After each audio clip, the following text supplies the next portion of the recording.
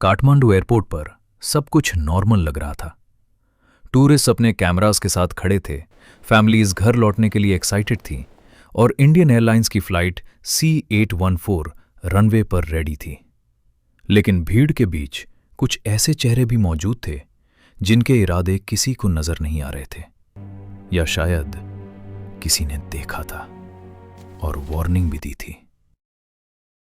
लेकिन उस वार्निंग को कभी सीरियसली नहीं लिया गया। उस दिन काठमांडू का त्रिभुवन इंटरनेशनल एयरपोर्ट सिर्फ एक एयरपोर्ट नहीं था, वो एक टिकिंग टाइम बॉम्ब था जिसका काउंटडाउन शुरू हो चुका था, लेकिन किसी को उसकी आवाज सुनाई नहीं दी।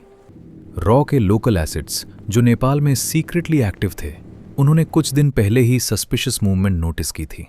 उन्होंने रिपोर्ट किया था कि कुछ अननोन मैन रिपीटेडली एयरपोर्ट का सर्वे कर रहे हैं। वो अनयूजुअल तरीके से सिक्योरिटी चेक पॉइंट्स ऑब्जर्व कर रहे थे, जैसे वो किसी अपॉर्चुनिटी का वेट कर रहे हों। रॉ एसेट्स ने यह भी नोटिस किया था कि उन लोगों के पास फेक आइडेंटिटीज हो सकती हैं और उनका टारगेट कोई इंडियन फ्लाइट हो सकता है। ये इन्फॉर्मेशन क्वाइटली इंडियन अथॉरिटीज तक पहुंचाई गई, लेकिन काठमांडू एयरपोर्ट की सिक्योरिटी प्राइवेट और नेपाल अथॉरिटीज के अंडर थी, और शायद किसी ने नहीं सोचा कि ये वार्निंग इतनी जल्दी रियलिटी बन जाएगी। शाम के करीब 4 बजे इंडियन एयरलाइंस फ्लाइट IC814 ने काठमांडू से दिल्ली के लिए टेक ऑफ किया। प्लेन में टोटल 144 पैसेंजर्स और 15 क्रू मेंबर्स थे। सबको लग रहा था कि ये एक नॉर्मल फ्लाइट है, सिर्फ कुछ घंटों में वो अपने घर पहुंच जाएंगे। लेकिन टेक ऑफ के कुछ ही मिनट्स बाद कैबिन के अंदर कुछ ऐसा हुआ जिससे हर पैसेंजर की जिंदगी हमेशा के लिए बदल गई। 5 आदमी अचानक अपनी सीट से खड़े हुए। उनके चेहरे पर कोल्ड डिटर्मिनेशन था और उनके हाथ में वेपन्स थे, नाइव्स, ग्रेनेड्स और एक पिस्टल। उन्होंने लाउड वॉइस में अनाउंस किया, "this plane is hijacked." 1 second के लिए पूरा कैबिन फ्रीज हो गया। किसी को समझ नहीं आया कि क्या हो रहा है। पैसेंजर्स की हार्ट बीट सडनली फास्ट हो गई। क्रू मेंबर्स शॉक में थे, और उस मोमेंट से IC814 अब एक नॉर्मल फ्लाइट नहीं थी, वो एक फ्लाइंग प्रिजन बन चुकी थी। कॉकपिट पर कंट्रोल ले लिया गया और हाईजैकर्स ने पायलट्स को ऑर्डर दिया कि प्लेन को इंडिया से दूर ले जाया जाए। इंडियन अथॉरिटीज को जब ये न्यूज़ मिली, दिल्ली में पैनिक स्प्रेड हो गया। ये सिर्फ एक हाईजैक नहीं था, ये एक इंटरनेशनल क्राइसिस था जिसमें 176 इंडियन सिटीजन्स की जिंदगी स्टेक पर थी। हाईजैकर्स ने अपनी आइडेंटिटी बताई। वो Pakistan based terrorist group Harkatul Mujahideen से कनेक्टेड थे, और उनका मेन डिमांड था इंडिया के कुछ मोस्ट डेंजरस टेररिस्ट को रिलीज करना, जिनमें एक नाम था मौलाना मसूद अजहर। एक ऐसा नाम जो फ्यूचर में इंडिया के लिए और भी बड़े अटैक का मास्टरमाइंड बनने वाला था। प्लेन को मल्टीपल लोकेशंस पर ले जाया गया, अमृतसर, लाहौर, दुबई और फाइनली कंदहार, अफगानिस्तान।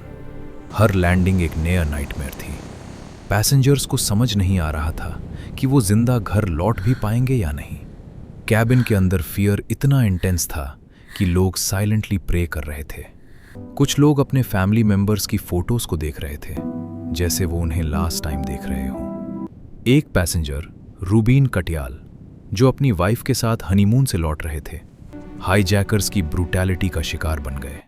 उन्हें स्टेब किया गया और उनकी डेथ ने सिचुएशन को और भी टेरिफाइंग बना दिया। इंडिया के लिए यह सिर्फ एक हॉस्टेज क्राइसिस नहीं था, ये एक इम्पॉसिबल डिसीजन था। क्या वो टेररिस्ट की डिमांड्स एक्सेप्ट करे या इनोसेंट सिविलियंस की जिंदगी रिस्क में डाले? दिल्ली में गवर्नमेंट ऑफिशियल्स, इंटेलिजेंस एजेंसीज और प्राइम मिनिस्टर के एडवाइजर्स लगातार मीटिंग्स कर रहे थे। हर सेकंड इंपॉर्टेंट था। हर डिसीजन का इम्पैक्ट इंडिया की नेशनल सिक्योरिटी पर पड़ने वाला था। और इस सब के बीच एक सवाल हवा में लटक रहा था, क्या ये सब रोका जा सकता था?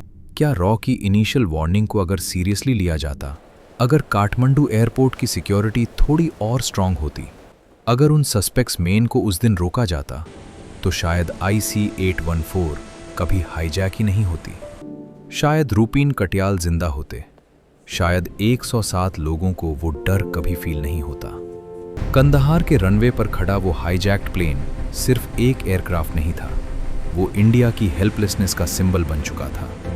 और उस दिन दुनिया ने देखा कि एक इग्नोर्ड वार्निंग, एक छोटी सी सिक्योरिटी लैप्स कैसे पूरे नेशन को घुटनों पर ला सकती है।